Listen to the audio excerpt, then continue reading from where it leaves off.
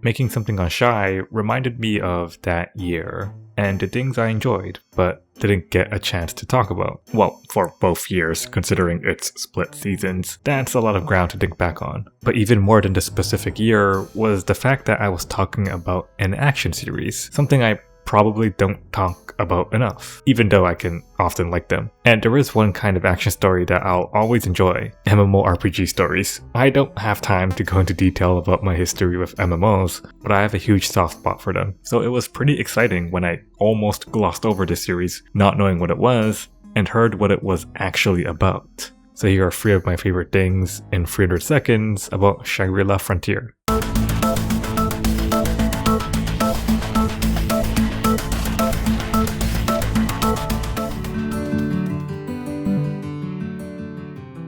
One of the things that I think make playing an MMO appealing is the online component, and there were many ways to portray this that I think is cool here. While the story mostly takes place within the game, Shangri-La Frontier, there are nods to the metagame components, such as the brief stints of players taking screenshots of Sunraku and the mentions of the game's forums. While many in the game might know Sunraku because his name was broadcasted once he beat Weathermon, there's also a sect that know him from his exploits, because this is a world with internet. And when you have an MMO with people discussing information, legendary players start becoming narratives. One of the earliest MMOs I've played, MapleStory, has one such infamous case, among many, and RuneScape has a goldmine of familiar names if you know its history, enough to create documentary videos on. Along this idea of exterior game knowledge is encyclopedic knowledge. One of the key plot points is this information war that Sunraku's crew has over the others. In the modern day, the deliverance of information is incredibly prevalent. If I wanted to play an MMO, I'd have a wealth of knowledge from wikis, to threads, to videos.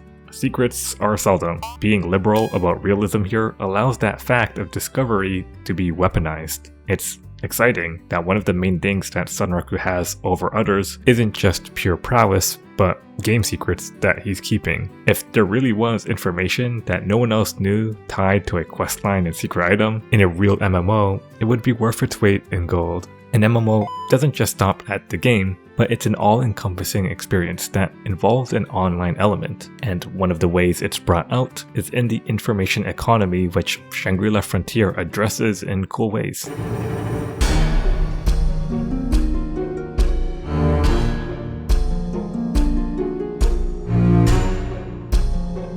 Ironically, in a show named after the game itself, I also found myself extremely enjoying all the games not named that. Throughout its current 2-season run, we don't just explore the vast world of Shangri-La Frontier, but also a janky fighting game, a not-so-janky fighting game, and a mech fighter. This might not be analogous to others, but at the height of being an MMO junkie, I wasn't loyal. I played multiple MMOs at a time, and usually it was exactly how it's portrayed in the show. Grinding endlessly in one game and coming up against a content wall, or in the show's case, a much needed mental reset, is something that can happen while being knee-deep in MMOs, and seeing it portrayed here was really resonant. Beyond an ethos for me, it was also cool seeing how these extra games bled back into Shangri-La, showing other characters from the side games joining the main crew, and even lessons that Sunraku brings back. It felt very true to life in that sense as well, meeting friends and guildmates across worlds and applying mechanical complexity and strategies from other systems. Despite the show being named after its own setting, there is a surprising amount of games they play, and I thought they managed to add an enriching layer to its main conceit.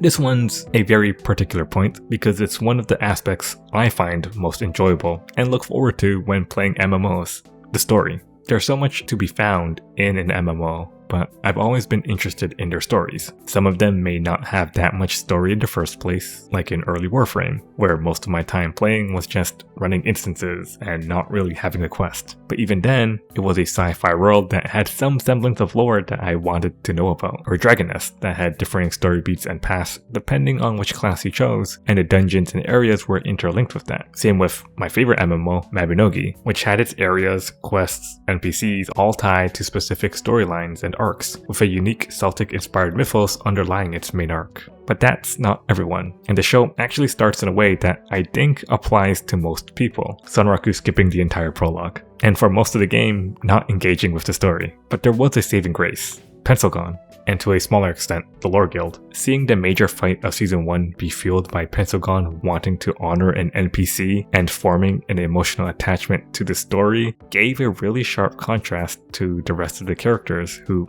aren't attached to this part of the game. We see bits and pieces of Pencilgon still honoring that questline and character even after it's finished, and the implications of what we learned from her seem pretty important to the world of Shangri-La, even if only Pencilgon cares. And of course, there's the Lore Guild, and while we don't get too much from them, it is something I appreciated showing off, because people like me, people who care about story in these silly MMOs, exist, and we can be passionate about it. We're essentially kinda the RPers in these games, and it's just fun to see us represented.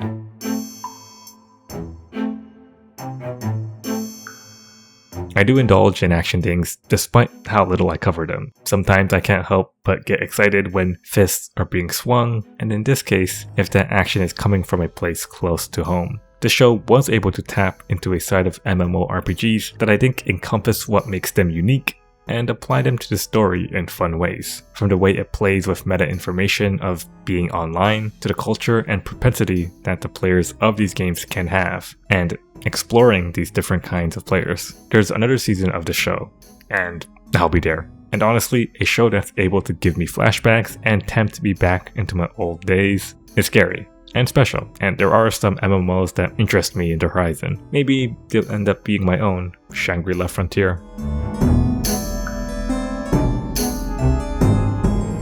And that was the end of the video. As you saw, this was a very different kind of video. In this case, there was a complete overhaul of focusing more of a digital kind of look. And it would be fun to create an MMO. Not really create, I just kind of used a bunch of assets that I had to create a kind of RPG Maker pixel art kind of aesthetic. In the description below, I'll have a list of all the sources for the assets. A lot of the assets I used are actually available to purchase on itch.io, which is where I got them.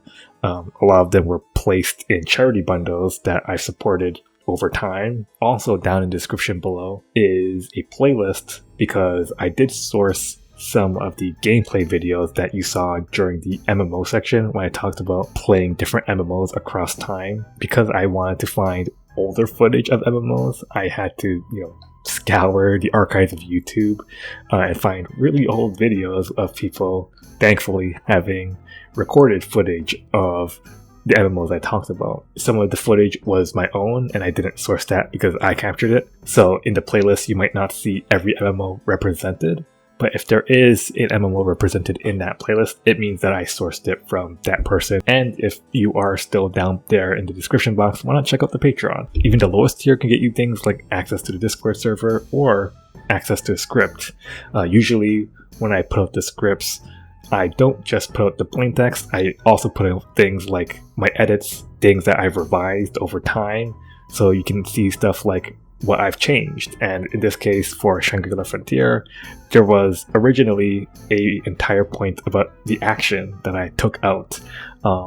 Very early on, I thought my last point was just going to be about how cool the action was, but I took it out and replaced it with the point about Pencilgon and stories. So if you're interested about a different version or how the script could have gone, then that is available in the script, where I have a very early prototype of what my last point could have been. Other than that, thank you again for watching, and I'll see you in the next one.